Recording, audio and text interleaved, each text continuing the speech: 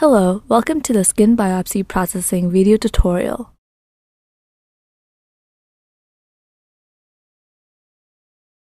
Start by placing the required materials in the tissue culture hood.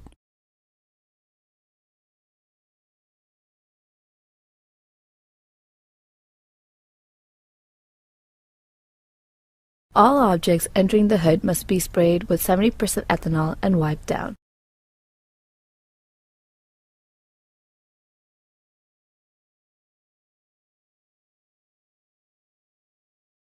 Label the plate with the PI number, the date, initials, and the type of media.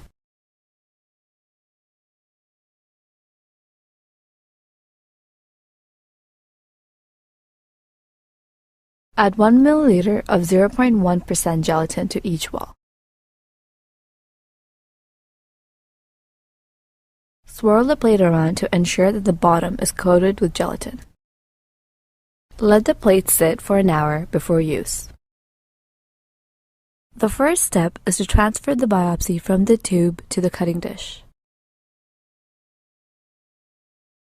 A cutting dish is the lid of a 10 cm Petri plate on which the biopsy will be dissected. Add 1.5 milliliter of DMEM 20% FBS to the center of the cutting dish. Spread the media out from the center.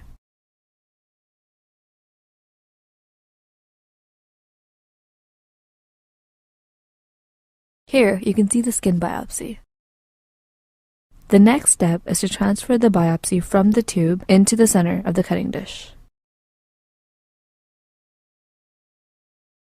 Using sterile forceps, place the skin biopsy piece at the center.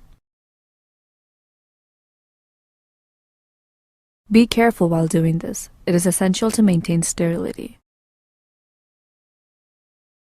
Cover the cutting dish and transfer it to the dissecting microscope in the laminar flow hood. The next step is to dissect the biopsy into 12 to 18 evenly sized pieces. Handle the scalpels with care. When you're ready, uncover the biopsy. Use one scalpel to pin down the biopsy. Move the second scalpel up and down in a one-direction slicing motion. Cut the biopsy in half. Continue cutting each piece in half until you have 12 to 18 pieces. The ideal size of each biopsy piece takes up approximately 70 to 80% of the micrometer in the left ocular objective of the inverted microscope. Avoid pieces smaller than 50% of the micrometer. Count to ensure there are 12 to 18 pieces.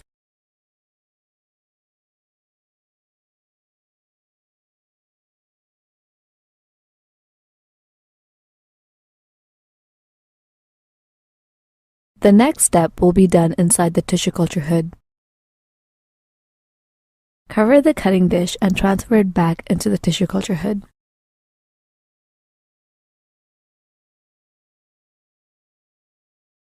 Aspirate gelatin from the 6-well plate.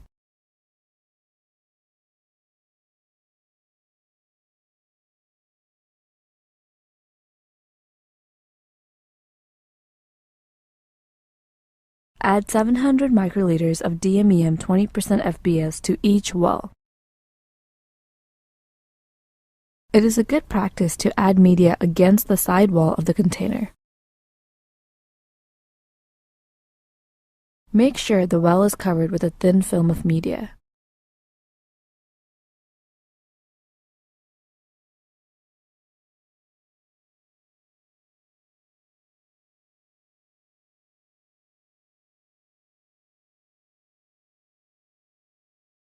Using forceps, place 2 to 3 biopsy pieces into each wall of the 6-well plate.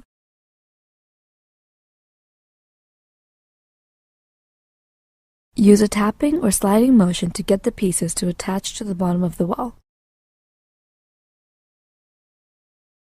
A scalpel can be used to remove any stuck biopsy pieces from the forceps.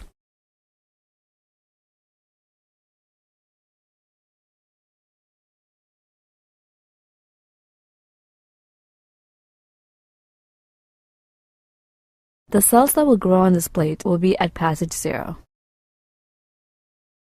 This is how the plate should look at the end.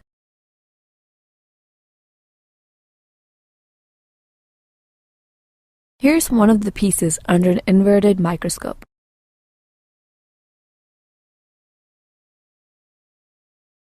This is the skin biopsy on day 1. Usually, you see attachment within 1 to 3 days. Keratinocytes start appearing within a week's time. Fibroblasts can be seen within 2 weeks.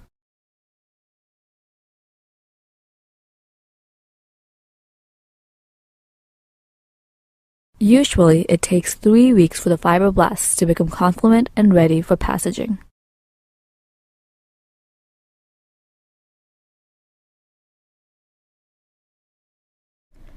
Here's an image of the fibroblasts at passage 1.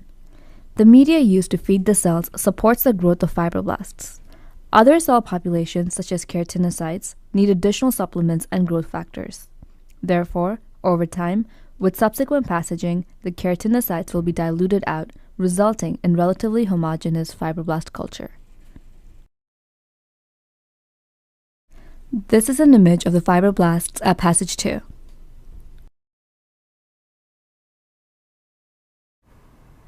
After watching this video, you should have a good understanding of how to derive primary human fibroblasts from a punch biopsy.